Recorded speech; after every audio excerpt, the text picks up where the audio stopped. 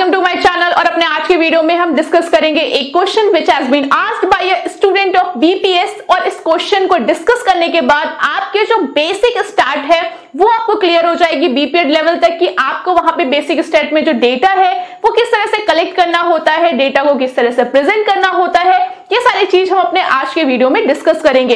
फिर बात करें क्वेश्चन की कि क्या क्वेश्चन, तो the question is computation of BMI from family, neighbourhood and graphically represent the data. So इस क्वेश्चन में आपको करना क्या है, यहाँ पर आपको बीएमआई कैलकुलेट करनी है और बीएमआई जो है वो आपको इस क्वेश्चन में करनी है फैमिली या नेबरहुड की।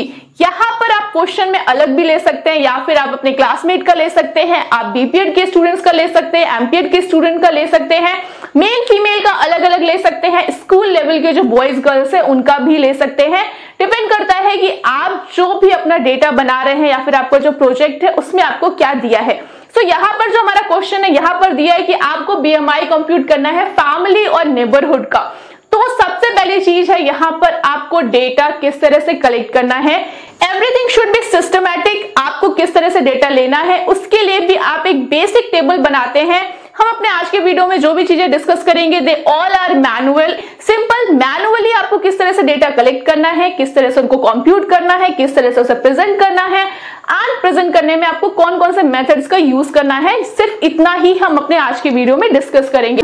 सो हमें यहाँ पर बीएमआई को कैलकुलेट करना है और बीएमआई जो है सबसे पहली चीज ये है कि जब भी आप इस तरह का कोई भी डेटा लेते हैं तो यहाँ पर आपको ये भी बताना होता है अपने प्रोजेक्ट में या फिर अगर आप कोई पेपर बना रहे हैं वहां पर भी व्हाट इज बीएमआई, मतलब जो भी आप जिस चीज के बारे में ले रहे हैं you have to introduce that. तो बीएमआई क्या है यहाँ पर, तो जो बीएमआई है वो हेल्थ को मेजर करने के लिए एक पैरामीटर है जो कि होता है केजी पर मीटर स्क्वायर, यानी इसकी जो एसआई यूनिट है वो केजी पर मीटर स्क्वायर होती है। उसको निकालने के लिए जो फॉर्मूला है दैट इज, अगर आपको किसी का भी बीएमआई निकालना है तो आप उसका वेट जो कि केजी में लेंगे, डिवाइड कर देंगे उसकी हाइट से, और हाइट जो है वो मीटर्स में होनी चाहिए।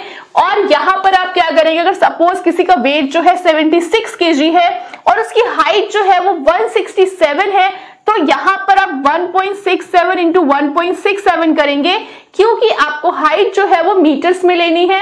167 सेंटीमीटर हाइट होगी तो अगर आप उसको मीटर में कन्वर्ट करेंगे दैट विल बी 1.67। तो ये तरीका होता है बीएमआई निकालने का। बीएमआई का फॉर्मूला भी कई बार एग्जाम में पूछा जाता है, बीएमआई क्या होता है या फिर बीएमआई का फॉर्मूला क्या होता है, बीएमआई की एसआई यूनिट क्या होती है। सो फॉर्मूला क्या है, वेट अपॉन हाइट का स्क्वायर एंड जो हाइट है that should be in metres. उसके साथ ही जो इसकी एसआई यूनिट है वो होती है केजी पर मीटर स्क्वायर। फिर आपको यहाँ पर रेंज भी लिखनी है क्योंकि अगर आप बीएमआई कैलकुलेट करने जा रहे हैं या फिर बीएमआई निकालने जा रहे हैं तो आप अपने प्रोजेक्ट को और भी थोड़ा सा एडवांस कर सकते हैं अगर आप उसमें कुछ और चीजें भी ऐड कर दें। तो यहाँ पर हमने जो रेंज लिखी है this is the basic range की यहाँ पर जो अंडरवेट है उसके लिए क्या होता है, नॉर्मल, ओवरवेट एंड ओबेसिटी। सिर्फ हम 4 रेंज ले रहे हैं, इसके अलावा आप overweight first category, second category भी ले सकते हैं। बट अभी हम सिर्फ ये बात करेंगे कि आपको बेसिकली जो है वो डेटा किस तरह से कलेक्ट करना है एंड उसे ग्राफिकली किस तरह से रिप्रेजेंट करना है। सबसे पहले हम एक टेबल बनाएंगे। वो टेबल जो है वो डेटा को कलेक्ट करने के लिए बनाएंगे जिसमें हम यहाँ पे लिखेंगे नेम ऑफ सब्जेक्ट। सब्जेक्ट वो है जिनका हम डेटा लेने वाले हैं। उसके बाद हम सेकंड में लिख लेंगे उनका वेट, क्योंकि जो भी लोग हैं आप जिसका भी डेटा लेंगे आपको सबका वेट और हाइट ये दोनों ही चीजें लेनी पड़ेंगी। तो अब सबसे पहले क्या करेंगे, आप एक ऐसा चार्ट बना लेंगे या फिर एक ऐसी टेबल बना लेंगे जिससे आपको डेटा कलेक्ट करना बहुत इजी रहेगा एंड आपका डेटा जो है वो मिसमैच नहीं होगा। ऐसा नहीं कि आप किसी और का वेट किसी और के हाइट के साथ मल्टीप्लाई या डिवाइड कर दें। तो यहाँ पर लिखेंगे वेट, फिर यहाँ पर लिखेंगे हाइट और कोशिश ये करेंगे कि जो हाइट है वो हम मीटर्स में लिखें।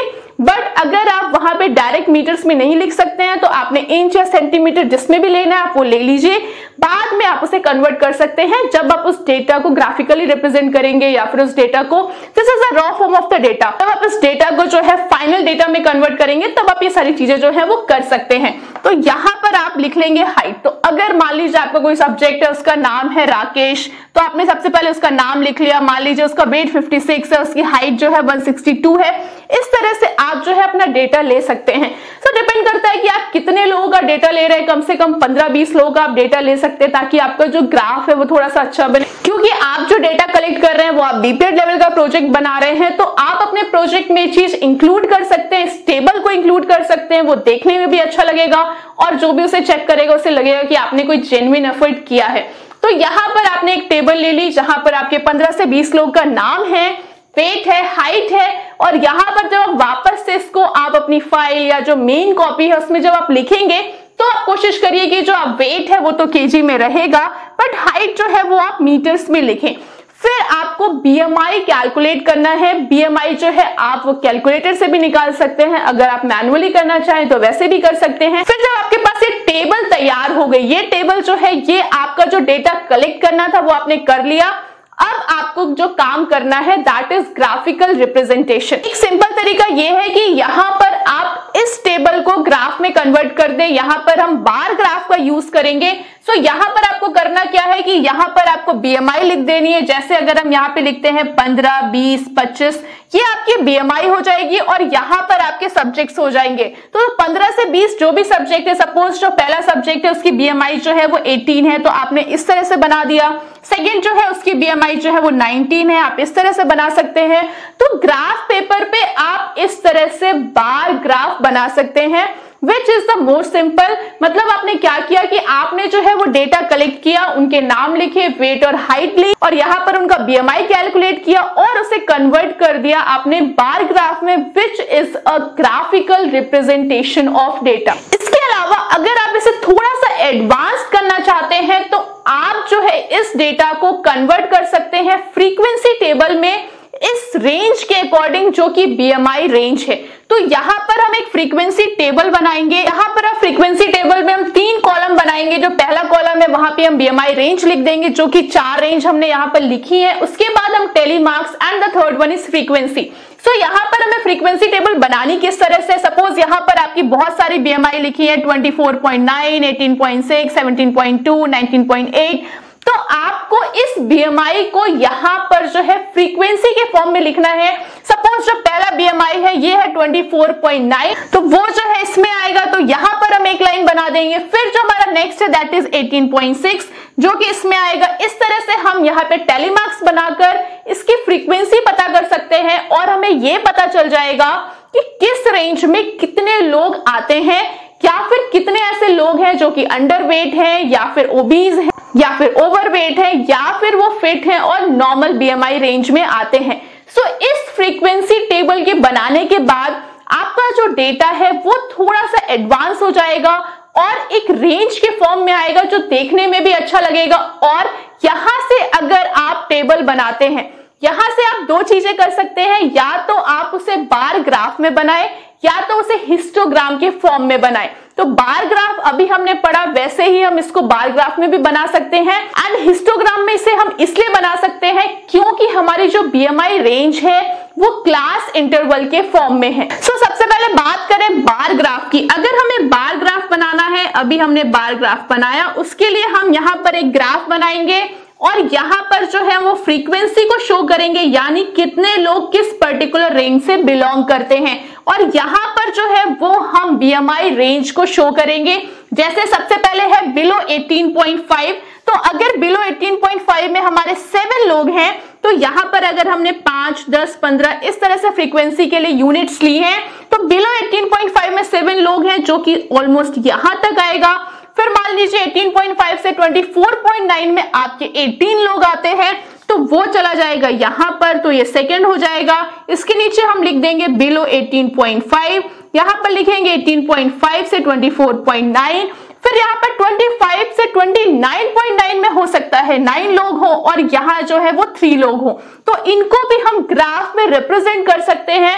This is called bar graph.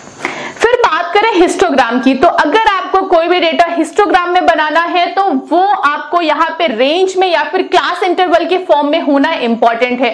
और यहाँ पर जो हमारा क्लास इंटरवल है वो दिया है, सो हम इसे हिस्टोग्राम में भी बना सकते हैं। सो आपका जो हिस्टोग्राम है उसमें सबसे पहले है बिलो 18.5, तो बिलो 18.5 जो है वो यहाँ है और जो 7 दिखा रहा है तो उसको हम यहाँ तक बना सकते हैं। उसके बाद जो है 18.5 से लेके 24.9 में 18 है, यानी यहाँ से यहाँ तक आप इसको भी बना सकते हैं। फिर 25 से 29.9 में 9 है, जिसको हम इस तरह से बना सकते हैं। उसके बाद 30 एंड अबव में 3 है जो कि हम इस तरह से बना सकते हैं। So this is your histogram. तो अगर आपको कोई इस तरह का प्रोजेक्ट मिलता है, अगर आप बीपीएड लेवल पे हैं, तो आपको बेसिक स्टार्ट जो है वो इस तरह से यूज करनी है। आपको जो है ये पता होना चाहिए कि जो टेबल है वो किस तरह से बनानी है, फ्रीक्वेंसी टेबल क्या होती है, एंड उसके बाद आपको बार ग्राफ किस तरह से बनाना है, हिस्टोग्राम किस तरह से बनाना है। अगर आप इतनी चीजें करते हैं तो ये आपका पूरा प्रोजेक्ट जो है वो कंप्लीट कर देगा।